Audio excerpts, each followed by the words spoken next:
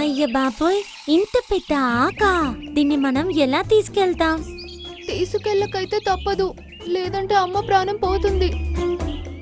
ఒక అడవిలో చెడు స్వభావం కలిగిన పిచ్చుక ఉండేది. ఆ పిచ్చుకకి 2 పిల్లలు కూడా ఉండేవి. అడవిలో అన్నిటికన్నా చెడు స్వభావం కలిగిన పిచ్చుక అది. దాని స్వభావం కూడా అందరికన్నా వేరుగా ఉండేది. పిల్లలు, ఇంకా మీరు ఎగరడం నేర్చుకున్నారు. అందుకే ఇప్పుడు మీకు మంచి చెడు గురించి నేర్పించే సమయం వచ్చింది. అవునమ్మా, మేం కూడా అదే అనుకుంటున్నాము. మీరు మాకు శిక్షణ మొదలు పెట్టండి. మీరిద్దరూ నాతో రండి. ఈ మాట విని అవి 2 దాని వెంట వెళ్ళాయి. దారిలో చాలా పక్షుల గూళ్ళు ఉన్నాయి. అందులో కాకి, గద్ద, చిలుక, ఇంకా గోరింక లాంటి ఎన్నో పక్షులున్నాయి. అవి 3 అలా కలిసి ఎగరడం పక్షులన్నీ చూస్తూ ఉన్నాయి. కాని పిచ్చుకేమో దేనితో మాట్లాడకుండా అలా ముందుకు వెళ్తోంది. ఒక చెట్టు కొమ్మపైకి వెళ్లి పిల్లలతో కూర్చుని ఇలా అంది. పిల్లలు, మనకి దారిలో ఎన్నో పక్షులు కనిపించాయి, కానీ నేనెవ్వరితోనూ మాట్లాడలేదు. అలా ఎందుకు చేశానంటే, మనం ఎవరితోనైనా మాట్లాడితే సమయం వచ్చినప్పుడు మనం వాళ్ళకి సహాయం చేయాల్సి ఉంటుంది. అప్పుడు మనం ఎన్నో కష్టాలు ఎదుర్కోవాల్సి ఉంటుంది. అది మనకి అంత మంచిది కాదు. మాకు అర్థమైందమ్మా. మనం ఎవరితోనూ పరిచయం పెంచుకోకూడదు, అలాగే ఎవరికీ సహాయం చేయకూడదు. చాలా బాగా చెప్పావు. ఇంక మీరు అలా చూడండి. 2 ముందుకి చూస్తే అక్కడ చెట్టు పైన గూటి పక్కన పావురం కూర్చునుంది. అలాగే దాని దగ్గర ఒక యాపిల్ ఉంది. పక్షులన్నీ ఎన్నో ఇబ్బందులు పడి కష్టాలను ఎదుర్కొని భోజనం వెతుకుతాయి, కానీ నేను భోజనం వెతకడానికి మాత్రం వేరే మార్గం ఉంది. ఇలా అని అది ఆ రెండిటికి ఏదో చెప్పింది. అదే చెట్టు పైన అది దాక్కునుంది. ఆ పిచ్చుక పిల్లలు 2 పావురం దగ్గరికి ఏడుస్తూ వెళ్ళాయి. మింకీ పిన్ని, త్వరగా మాతో రండి. అమ్మ రెక్కలకి చాలా పెద్ద దెబ్బ తగిలింది.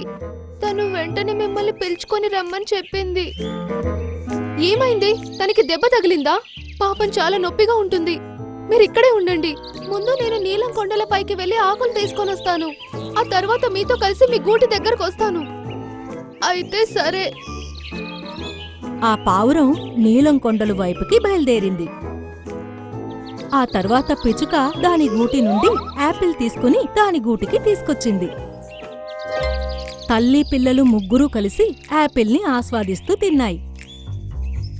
పావురం ఎంతో కష్టపడి నీలం కొండల పైన నుండి ఆకుని తీసుకుని వచ్చింది. కాని దానికి గూటిలో ఆ పిచ్చుకలు 2 అక్కడ కనిపించలేదు.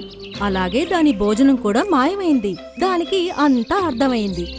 ఈ పిల్లలు నన్ను మోసం చేసి నా ఆహారాన్ని తీసుకువెళ్లిపోయారు. ఎంత తప్పిది! తల్లి అనుకుంటే పిల్లలు కూడా ఇలాంటి వాళ్ళ?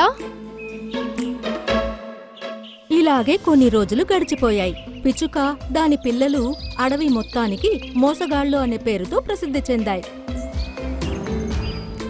ఒకరోజు అవి 3 రాబందు గూటి నుండి భోజనం దొంగిలించటానికి వెళ్లాయి. చివరి క్షణంలో రాబందు వాటిని చూసేసింది. ఇంకా ఇలా అంది. వెళ్ళండి నుండి. అది పిచ్చుకని ముక్కుతో పొడవడంతో దాని రెక్కలకి దెబ్బ తగిలింది. ఓరి దేవుడా! దాని ప్రాణాలు కాపాడుకోటానికి అలాంటి పరిస్థితుల్లో కూడా అది వేగంగా ఎగురుకుంటూ దాని గూటి వరకు వెళ్లడంతో దాని గాయం ఇంకా పెరిగింది. ఓరి దేవుడా! పిల్లలు, నాకు చాలా నొప్పిగా ఉంది. ఇంక నేను ఎక్కువసేపు వరకు ఈ నొప్పిని భరించలేననుకుంటున్నాను. పిల్లలు, మీరు కంగారు పడకండమ్మా. మేమిప్పుడే వెళ్లి ఎవరినైనా సహాయం కోసం పిలుచుకొని వస్తాము. అవి 2 ఇప్పుడు పావురం దగ్గరికి వెళ్లాయి. ఇంకా జరిగిందంతా చెప్పాయి. ఈసారి మీరు నన్ను అస్సలు మోసం చెయ్యలేరు. ఈసారి మేం నిజం చెప్తున్నాం. అమ్మకి నిజంగానే చాలా పెద్ద దెబ్బ తగిలింది. ఒకవేళ దెబ్బ తగులుంటే కొండపైకి వెళ్ళండి. అక్కడొక మర్రి చెట్టు కింద మీకు ఒక మొక్క కనిపిస్తుంది.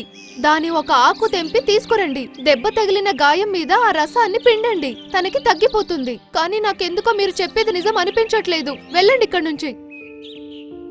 ఇంకా అవి 2 అక్కడి నుండి రాబందు దగ్గరికి వెళ్లాయి. రాబందు కూడా వాటిని తరిమేసింది.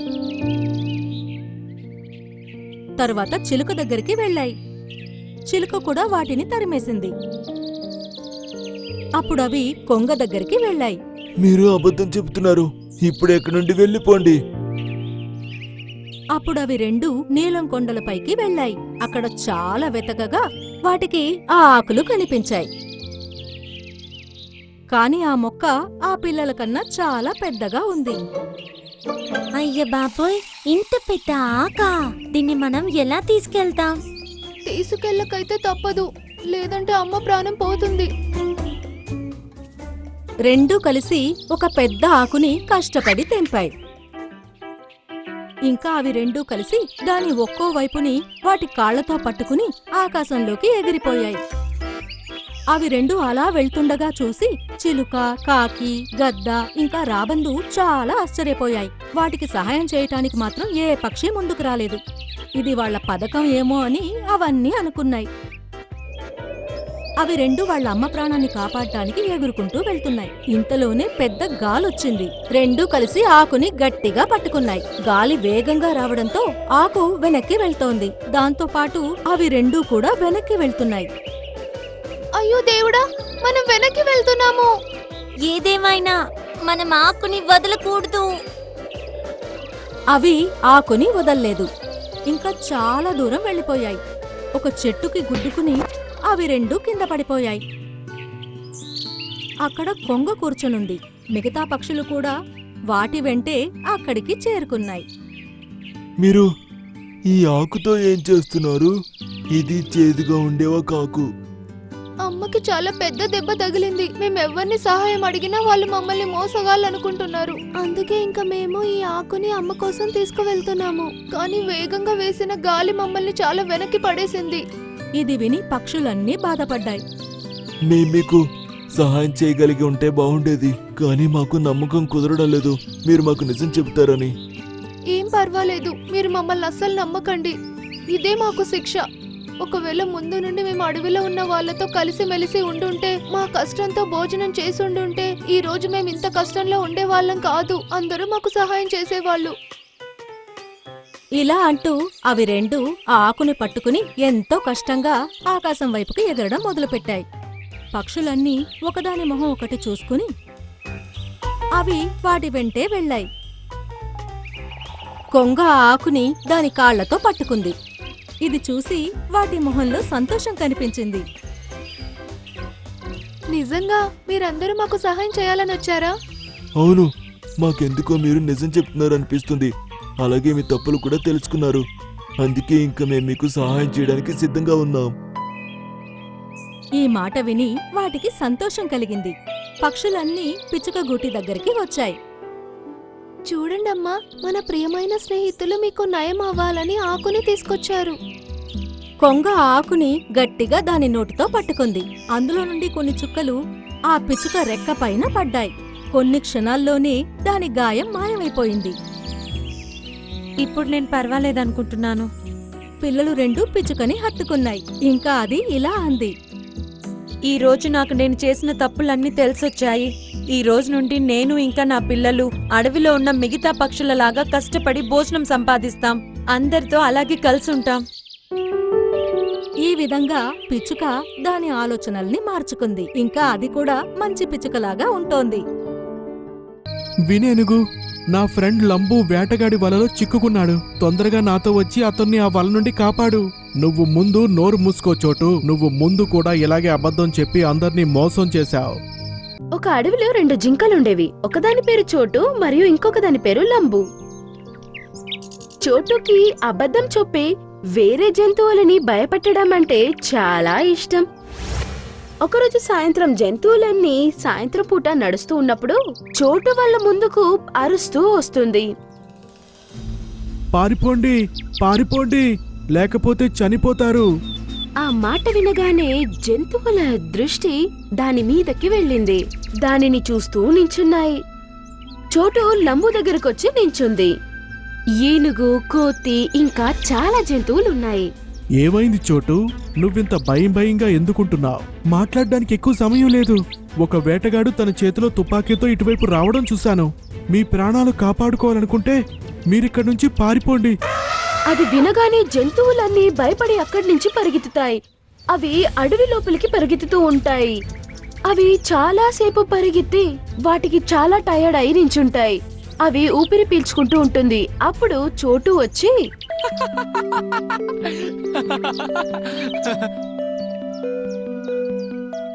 ఏమైంది చోటు? నువ్వు ఇంతలా ఎందుకు నవ్వుతున్నావు? మీరు ఆ వేటగాడు గురించి నేను చెప్పగానే ఎలా పరిగెట్టారో అది తలుచుకుంటే నవ్వొస్తుంది. అది విని జంతువులు ఒకరి ముఖం ఒకరు చూసుకుంటున్నాయి. అప్పుడు లంబు అంటాడు, ఇందులో అంత నవ్వడానికేముంది? వేటగాడంటే ఎవరికైనా భయం వేస్తుంది. తుపాకీతో ఎవరినైనా ఎప్పుడైనా ఎక్కడైనా చంపగలడు. ఏ నువ్వు భయపడవా? నేను ఎప్పుడు భయపడతానంటే అసలైన వేటగాడు వచ్చినప్పుడు. అది విని అందరికి చాలా కోపం వచ్చింది. అప్పుడు లంబు అన్నాడు, నువ్వే కదా చెప్పావు వేటగాడు తుపాకీతో వస్తున్నాడని. ప్రాణాలు కాపాడుకోవడానికి పారిపో. నేనేదో సరదాకి అలా అన్నాను. నాకిప్పటికీ ఈ విషయంలో నవ్వొస్తుంది. మీరు చెప్పిన తర్వాత భయపడుతూ ఎలా పారిపోయారో అని. అలా అని చోటు గట్టిగా నవ్వుతున్నాడు. ఈ మాట విని అక్కడున్న జంతువులకి కోపం వస్తుంది. ఒకరోజు రాత్రి ఇలాగే అన్ని జంతువులు వాళ్ళ వాళ్ళ పని చూసుకుంటూ ఉన్నప్పుడు చోటు అరుచుకుంటూ పరిగెత్తి వచ్చాడు. పారిపోండి, పారిపోండి, పారిపోండి! వేటగాడు చేతిలో తుపాకీతో మన వైపే వస్తున్నాడు. ఈ మాట వినగానే వాళ్ళంతా ఈసారి తను నిజం చెప్తున్నాడేమో అని అనుకుని ఆ జంతువులంతా అక్కడి నుంచి భయంతో పరిగెత్తుతూనే ఉన్నాయి.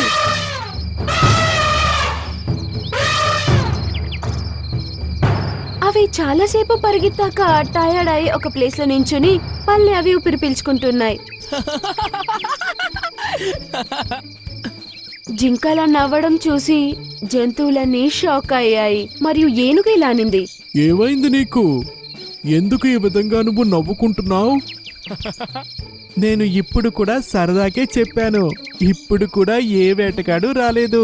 మిమ్మల్ని అందరినీ తెలివి తక్కువ వాళ్ళని చేశాను.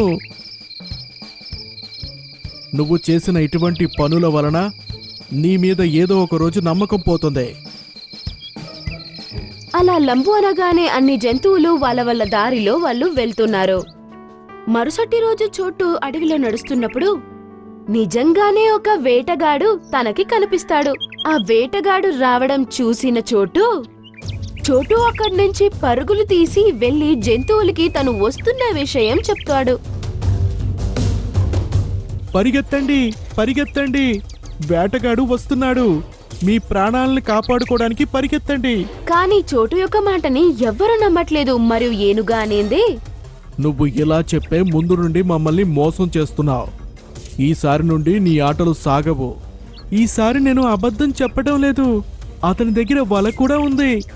విని జంతువులంతా అది అబద్ధమని అనుకుని అక్కడి నుండి వెళ్ళిపోయాయి. లంబు అక్కడే నించున్నాడు. పద, అలా వెళ్ళొద్దా. ఈసారి నీకు మంచిగా అనిపించకపోవచ్చు. నీ మాటలు విని అంతా అటు ఇటు పరిగెట్టడం లేదని. అలా అని లంబు నవ్వుతుంటాడు. తర్వాత అవి రెండు అడవిలో నడుస్తూ ఉంటాయి. కాసేపు అయ్యాక వాళ్ళు ఒక చోటుకెళ్లారు. అక్కడ చంద్రుని యొక్క వెలుగు లేనందువల్ల చాలా చీకటిగా ఉంది. అక్కడ వేటగాడు తన వల వేసి ఉంచాడు. తెలియకుండా లంబు యొక్క కాళ్ళు అందులో చిక్కుకున్నాయి. అది తనని కాపాడుకోవడానికి కోసం చాలా ట్రై చేస్తుంది. చోటు చూశాడు లంబు చిక్కుకున్నది. వాడు కూడా తనని కాపాడడానికి ట్రై చేస్తాడు. కానీ దాని కాళ్ళు వలలో బాగా చిక్కుకుంది. లంబు కాస్త కూడా కదల్లేకపోయింది. చోటు, నన్ను ఈ వల నుండి కాపాడడం నీకంత కష్టమైన పనేమీ కాదు. తొందరగా వెళ్ళి ఎవరినైనా సహాయానికి తీసుకురా. వేటగాడు వచ్చాడంటే వాడు నన్ను తీసుకెళ్లిపోతాడు. విని చోటు భయపడింది మరియు అన్నాడు, నువ్వు కంగారు పడుకు లంబు. నేను వెళ్ళి ఎవరినైనా తీసుకొస్తాను. అలా అని చోటు అక్కడి నుంచి వెళ్ళిపోయాడు. సహాయం కోసం అక్కడ ఇక్కడ వెతుకుతూ ఉన్నాడు. కాసేపయ్యాక తనకి ఏనుగు కనపడుతుంది. వినేనుగు, నా ఫ్రెండ్ లంబు వేటగాడి వలలో చిక్కుకున్నాడు. తొందరగా నాతో వచ్చి అతన్ని ఆ వల నుండి కాపాడు. నువ్వు ముందు నోరు మూసుకో చోటు. నువ్వు ముందు కూడా ఇలాగే అబద్ధం చెప్పి అందర్నీ మోసం చేశావు. ఈరోజు నేను అబద్ధం చెప్పడం లేదు. నన్ను నమ్మండి. నాకు నీపై నమ్మకం లేదు. నిన్ను నమ్మి మోసపోవాలనుకోవడం లేదు. అలా అని ఏనుగు అక్కడి నుంచి వెళ్ళిపోతుంది. చోటు ముందుకు నడుచుకుంటూ వెళ్తుంది. మరియు అది చెట్టు మీద కూర్చున్న కోతిని చూసింది. కోతి అన్నా, తొందరగా ఒకసారి నాతో రా. లంబు వేటగాడి వలలో చిక్కుకున్నాడు. తన్ను మనం కాపాడకపోతే ఆ వేటగాడు తన్ని తీసుకువెళ్ళిపోతాడు. చోటుబాయ్, ముందు ఇలాగే 2 సార్లు అబద్ధం చెప్పి మమ్మల్ని అందరినీ మోసగించావు. ఈసారి మేము నీ మాటలకి మోసపోము. కానీ నా మాట నమ్మండి. అది తన మాట కూడా వినకుండా అక్కడి నుంచే ఎగురుకుంటూ వెళ్ళిపోయింది. ఇప్పుడు చోటుకి తను చేసిన తప్పేంటో బాగా అర్థమైంది. అది అక్కడి నుంచి ఒక్కటే లంబు దగ్గరికి నడుచుకుంటూ వెళ్తుంది. అది లంబు దగ్గరికి వెళ్ళడానికి ఒక రోజంతా అవుతుంది. అది ఒక్కటే రావడం చూసి లంబు చాలా భయపడ్డాడు. ఏమైంది చోటు? నీకు ఎవరూ సహాయానికి రాలేదా? నిన్ను కాపాడమని అడుగుతుంటే అందరూ ఇలాగే అనుకుంటున్నారు నేను తమాషా చేస్తున్నానని. అప్పుడు నేను ఇలా అబద్ధం చెప్పకుండా నిజం చెప్పి ఉంటే ఈరోజు అందరూ నన్ను నమ్మేవారు. అప్పుడు చోటు యొక్క దృష్టి మాను మీదున్న కోతి మీద పడింది. అది లంబుతో చెప్పింది, అదిగో అక్కడ కోతుంది. తనకి నాకు సహాయం చేయమని చెప్పు, లేదంటే అది వెళ్ళిపోతుంది. అది విని లంబు గట్టిగా అరవడం ప్రారంభించింది. అది వినిన వెంటనే కోతి దృష్టి లంబు మీద పడింది. మరియు అది ఆ మాను నుంచి కిందకి దిగి వచ్చి చూసింది.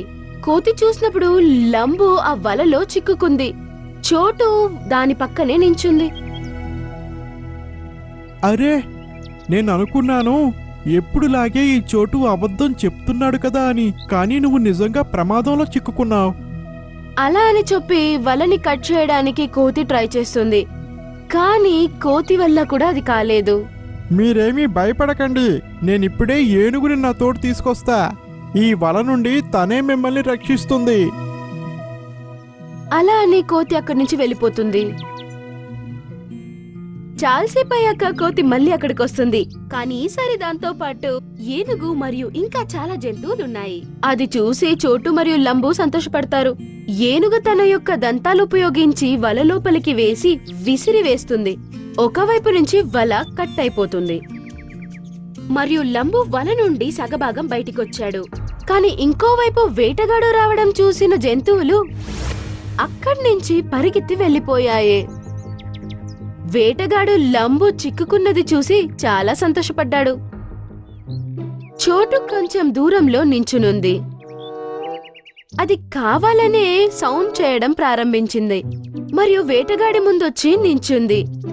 దాన్ని చూసిన మన వేటగాడు ఒక్కటేమో వలలో చిక్కుకుంది, అదే సమయంలో ఇంకొకటి కూడా దొరికితే బాగుంటుంది అని అనుకున్నాడు. అలా అని అతను చోటు దగ్గరికి నెమ్మదిగా వెళ్ళాడు. అది చూసిన ఏనుగు మళ్ళీ లంబు దగ్గరికి వచ్చింది మరియు తన దంతాలను ఉపయోగించి వలలోకి పెట్టి వలని పైకి విసిరివేసి లంబుని కాపాడింది. లంబు అక్కడి నుంచి తప్పించుకుని అరుస్తాడు, చోటు, ఆ వేటగాడు నీ వద్దకు వస్తున్నాడు, నిన్ను నువ్వు కాపాడుకో. అది విని చోటుకి అర్థమైంది లంబు తప్పించుకున్నాడు అని.